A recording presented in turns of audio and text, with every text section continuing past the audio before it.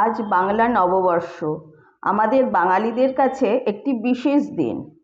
আজ বেশিরভাগ বাঙালি কবিগুরুর এসো হে বৈশাখ গানটার মাধ্যমে যখন নতুন বছরকে বরণ করে নিচ্ছে, তখন আমার মনে হলো একটু ভিন্ন স্বাদের কিছু করলে কেমন হয়। আজ এই বিশেষ দিনে নতুন বছরের শুরুতে দৈন্য বা হতাশা দূর করার বার্তা নিয়ে ইতিবাচক প্রাণশক্তি নিয়ে আসে এমন একটা প্রার্থনা সঙ্গীত নিবেদন করলাম ঈশ্বরের কাছে।